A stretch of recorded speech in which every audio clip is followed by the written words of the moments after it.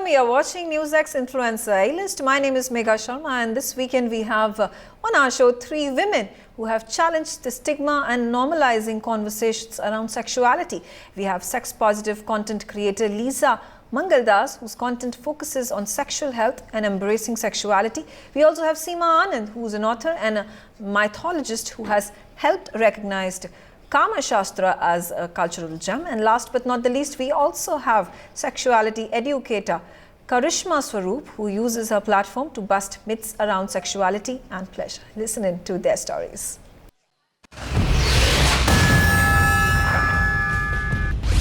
Actress, model, anchor, and sex educator. I try to create conversations around sexuality, sexual health, gender, the body, identity. She is squashing stigma with her content. I'm trying to do what my hope is that this is going to help normalize these conversations. NewsX Influencer A-List proudly recognizes Lisa Mangaldas for influence in sex-positive content creation. Hello and welcome. You're joining us on NewsX Influencer A-List. I'm Parthi Panot, and with us today on the broadcast is Lisa Mangaldas. Now, Lisa on Instagram and in fact on social media, YouTube, Instagram, she talks about sexual education. She talks about sexuality. So if you have questions that are coming up in your mind that you don't know the answers to, reach out to Lisa on Instagram and she's going to make sure to answer those for you. Firstly, Lisa, thank you so much for being with us on NewsX Influencer A-List and welcome to the show. Thank you so much for having me. All right. So what is it that you do, Lisa, on the internet? Tell us a little bit about the kind of content that you're creating. I try to create conversations around sexuality, sexual health, gender, the body, identity, and really what I'm trying to do, what my hope is that this is going to help normalize these conversations, because sex remains something that's so stigmatized for discussion here, and most young people don't receive a lot of information about this stuff either at school or at home.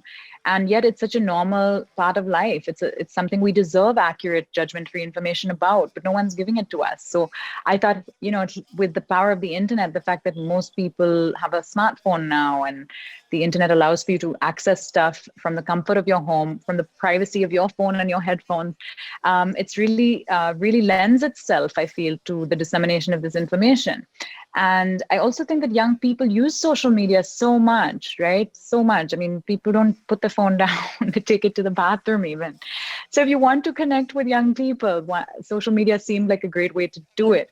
But yeah, I mean, it's also really important to me that the conversations I have are, not a lot of sex education. The typical attitude to sex education is let's teach people how not to have negative experiences.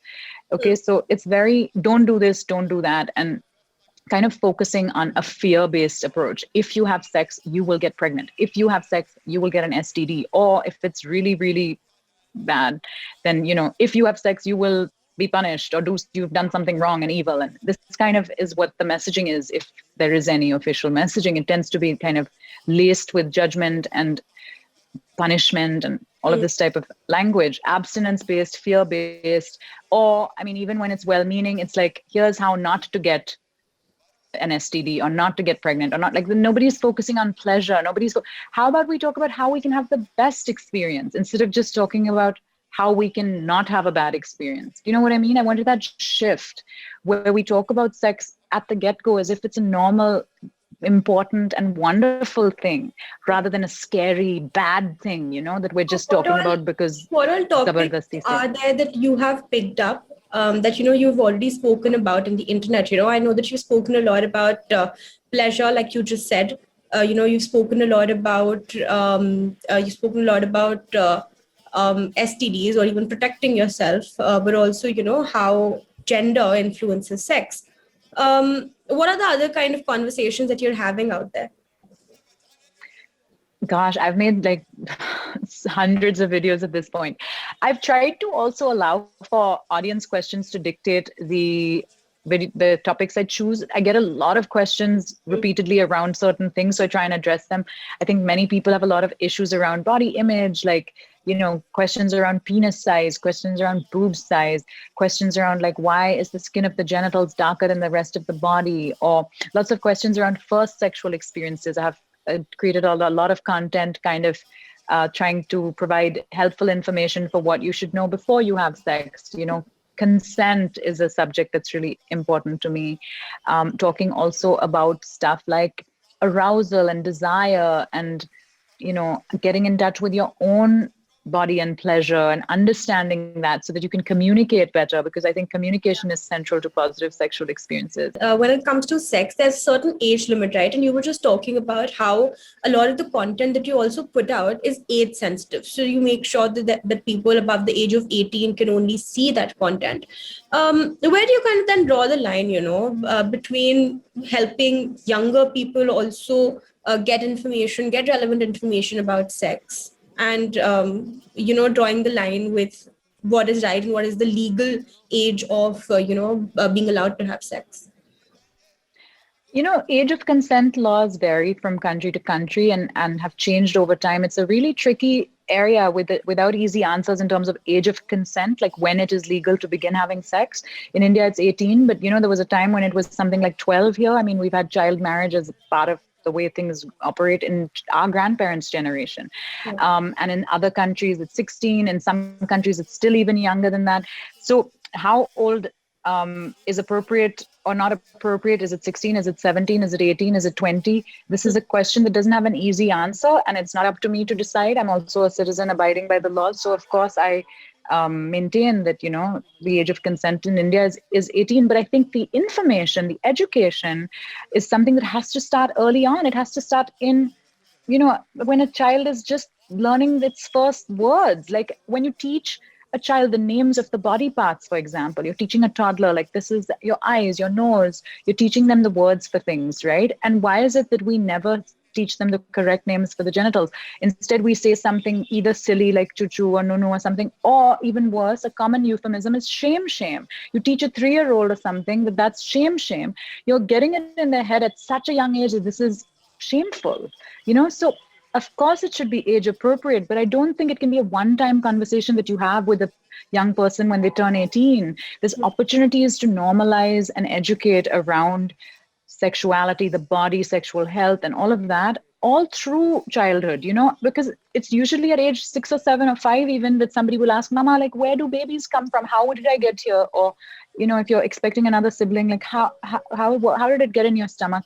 Are you going to tell them that a bird dropped it, or we found you in the dustbin? Or, why lie to the child? You can tell an age appropriate but accurate narrative, and there are picture books with illustrations that kind of simplify an explanation of conception and pregnancy and things like that. Or there's when your adolescent child gets their period for the first time or something, don't you think you owe them an explanation? You know what I mean?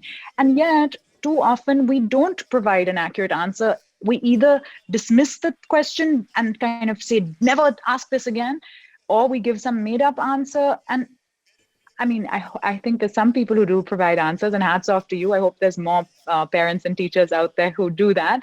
But I think there's quite damaging impacts of giving either misinformation or punishing the child for asking questions like that, So I think it's really important, while we understand the age of consent, and we also understand that just because the age of consent is 18, it doesn't mean that no 17-year-old is going to explore something, So we can try our best to uphold the law, but I feel like as adults, we also need to be cognizant of the fact that not everything operates the way it says on paper. And so we should empower people to at least take care of their health, to make sure that people's safety and consent and sexual health is something they know about. Maybe people don't even know the age of consent is 18. Maybe if more people knew that, that would also be helpful. We don't even talk about that. So I feel like by empowering people with information, people, and I think we really underestimate young people. It's not like just because you tell them something, they're going to rush to do it. In fact, if you don't tell them something, they're going to be more curious about doing it. So I feel like by giving information, you're actually equipping people to enter adulthood better prepared. It's so sad that so many people's first experiences are non-consensual, and we don't even have a proper narrative of like talking about this stuff. So often there's too little that's not said, even saying. So before we let you go, and we're running out of time, so I'm going to have to, cut this short. Do you believe, Lisa, that the internet is going to, in fact, be the future? Because a lot of the narratives that we're now seeing are, starting from the internet. A lot of the movements are starting from the internet, be it Black Lives Matter or be it Me Too. A change is coming, and the internet is driving that change. Do you think this is going to be the future? I mean, I think the internet has kind of become an extension of real life. There's the separation between life online and life offline. It becomes less and less sort of clear, right? When your device can go everywhere with you. And I mean, I'm sure in a matter of time, we'll have some sort of integration into the body where technology doesn't even have to be something that you're holding separately. So I think it's inevitable that the technology will remain central to life. But I think there's also something really valuable about in-person interaction, about like looking outside and smelling the flowers and reminding yourself that there is a whole universe outside of your screen.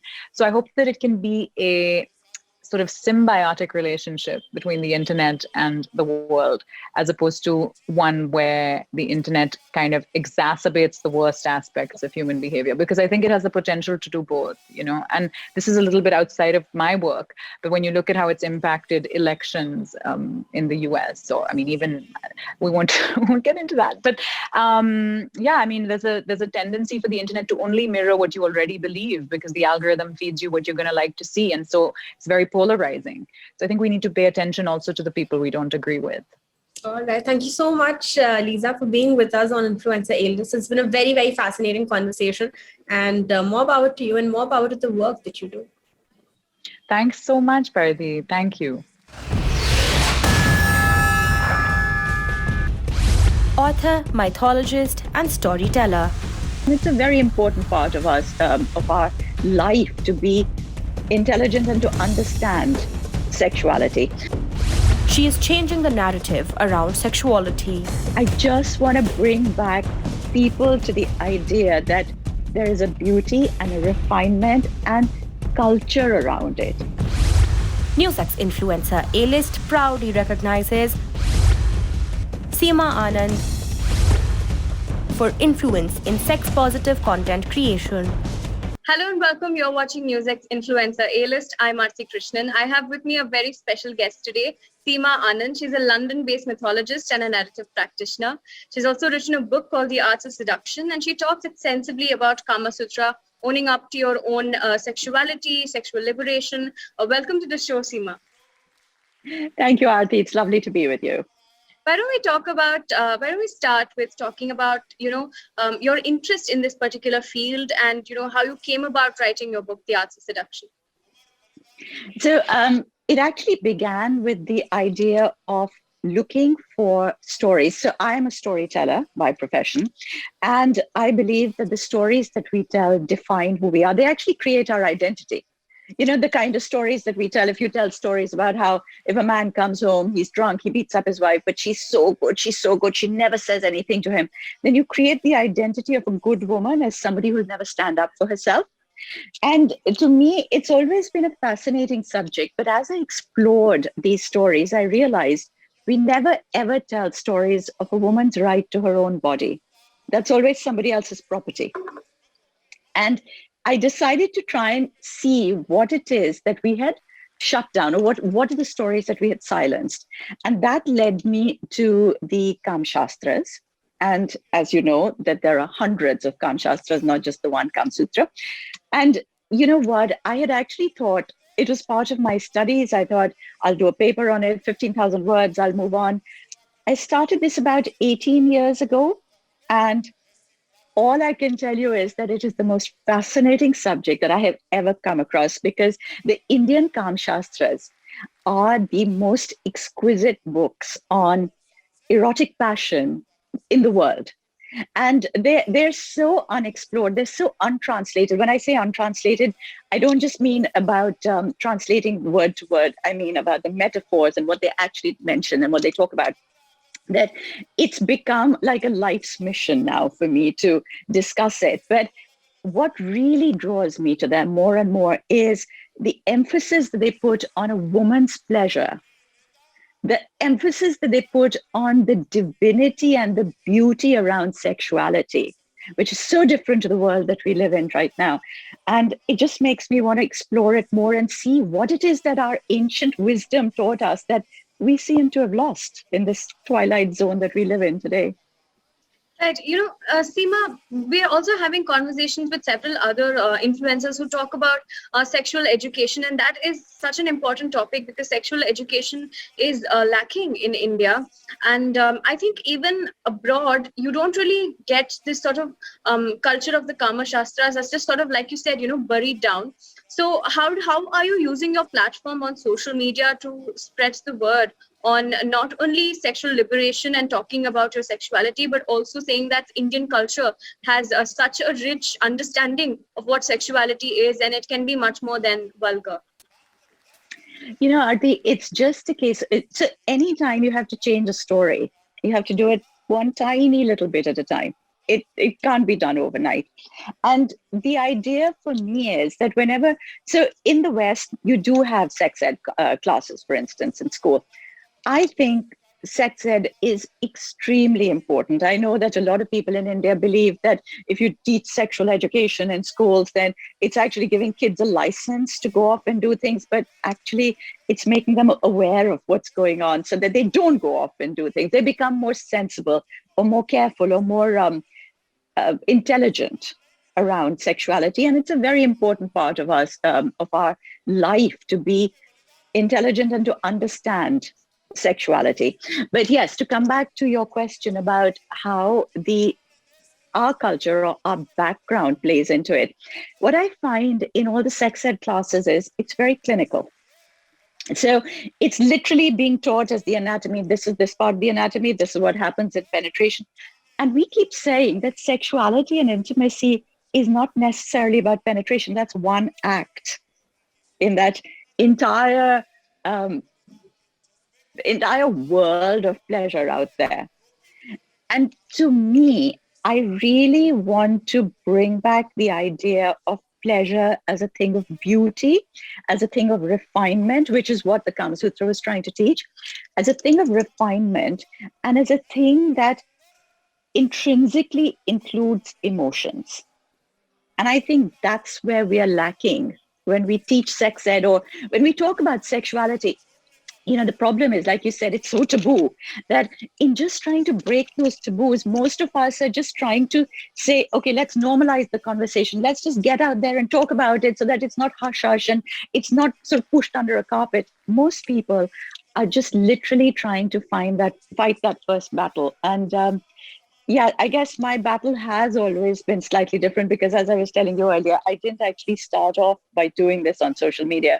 I've been doing this work for so long. I just want to bring back people to the idea that there is a beauty and a refinement and culture around it. It's not that one act of penetration that surrounds it. There's so much more to it. Right. Speaking about it being taboo, when you talk about it online, do you receive hate, or how is it being accepted in the online world by both young people and also older people who use the internet? So I think out of every 100, 95 are people who send messages of deep love. Every 2 out of 100 will be like, it's something I want to think about. And 3 are hate messages. So that's the basic percentage that you get. Right. And, a lot of the, like I said, the influencers we're talking to about sex education, they are women. And do you think as women, when you speak about sexuality, you're then predisposed to being, like you said, certain comments or certain hate messages directed to you just because of being female? Being female and being a certain age. The combination is dire. Trust me, the kind of messages that come to me targeted at my age, the fact that I'm talking about this at a certain age. Yeah, I think, and it's strange.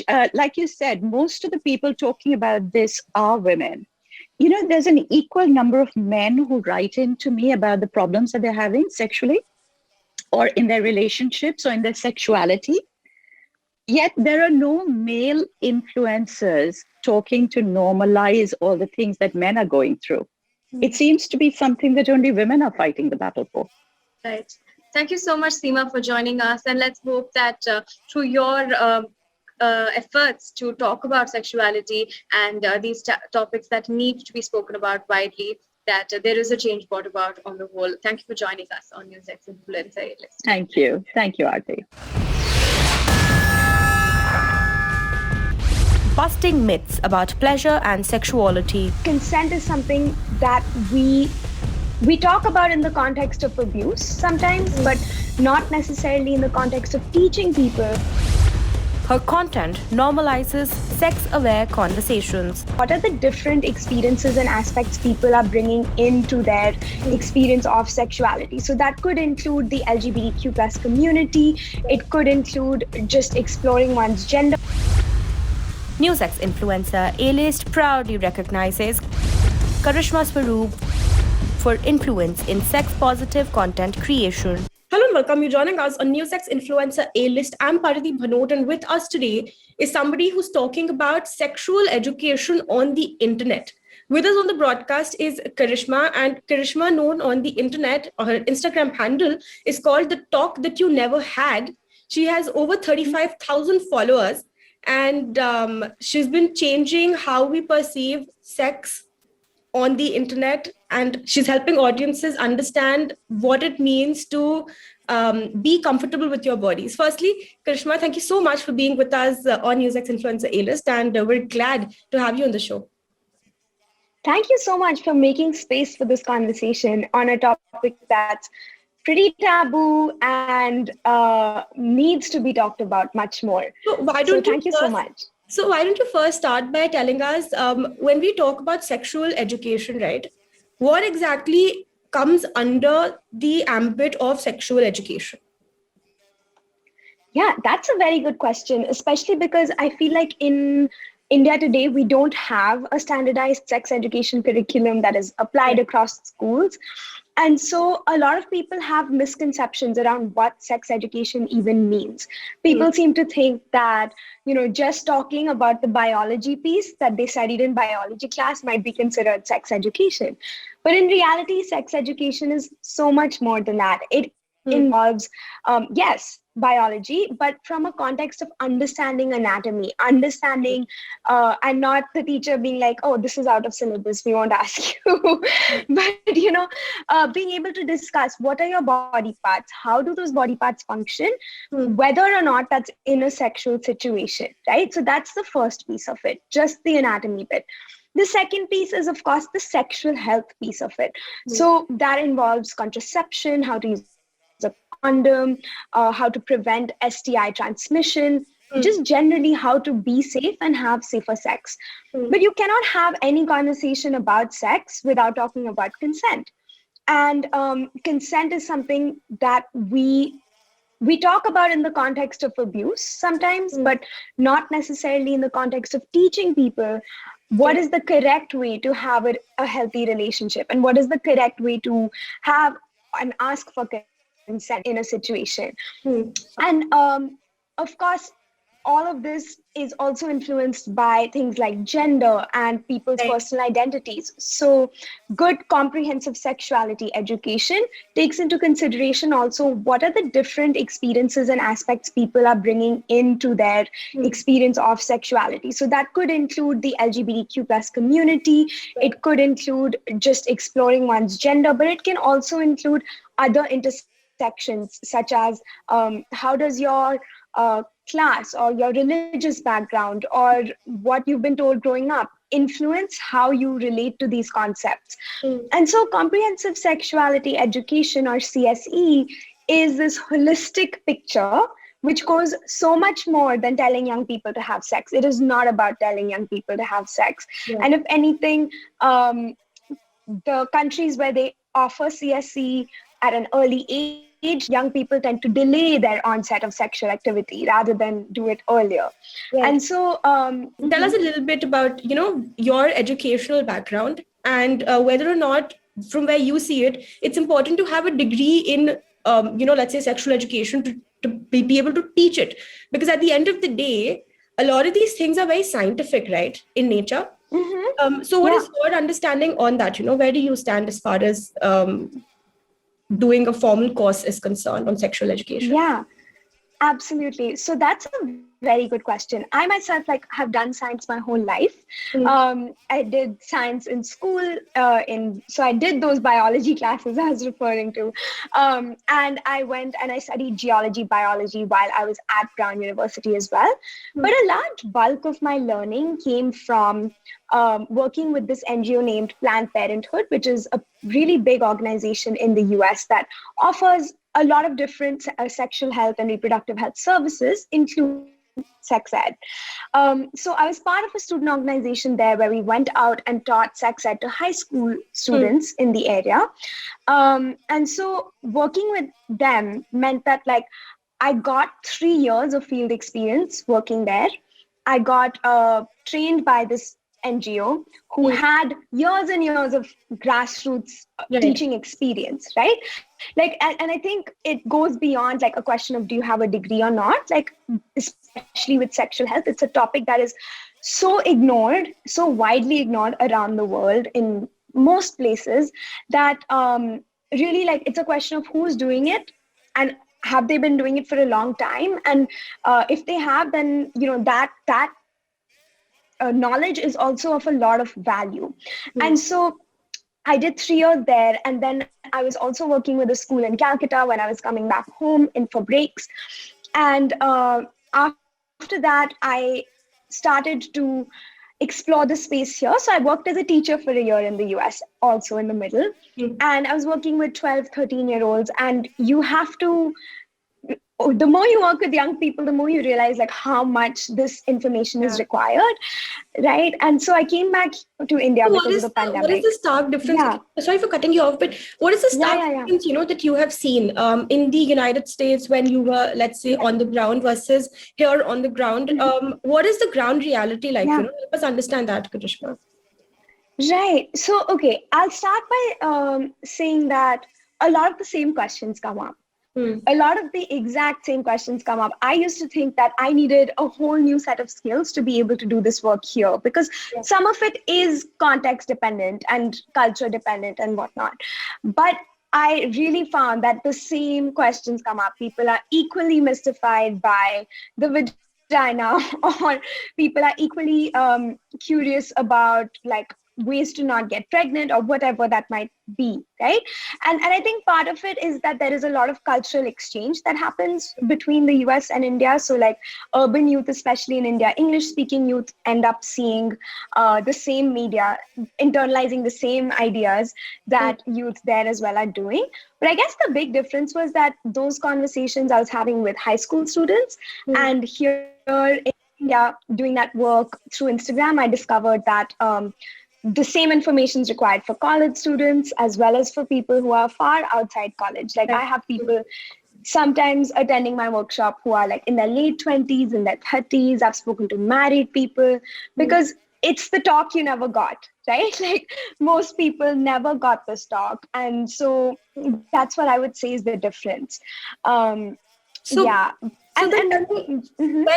let's say, we talk about sexual education, right, especially on the internet, what is the reach like? Because now, of course, the internet audience is an audience that has, let's say, they have access to a phone, they have access to the internet, right? So the audience that is there on the internet is a relatively smaller audience, right? Versus there are people on the ground also, people that don't have access to internet that need this kind of understanding. They need sex education, to be very honest. So what is the reach like, And Karishma, do you plan on, let's say, reaching out to people that do not have access to the online medium also? Yeah, absolutely. So a lot of the work I do is offline. I mean, with the pandemic, offline also means through Zoom, through things like that. And so the populations I work with have been largely youth. So youth in various age groups, in high school age groups, in college age groups, things like that. But also I've worked with NGOs who want to do a session with their students. And Yeah, I would say because of COVID, my reach has been limited, but there are a lot of NGOs in India who are doing this work in a grassroots way, maybe on pause because of COVID, but who like go out and do this work in schools, in rural areas, in and also sometimes through the entry point being menstrual health education. I feel like we've seen a lot of organizations come up to do that in the last few years. Yeah, absolutely awesome. It's been really interesting, Karishma, speaking with you, and we're so glad that we could have this conversation. Thank you so much for being on NewsX Influencer A-List, and more about you and the work that you do. Thank you so much for having me, and follow me at Talk You Never Got on Instagram. Absolutely, we will do that.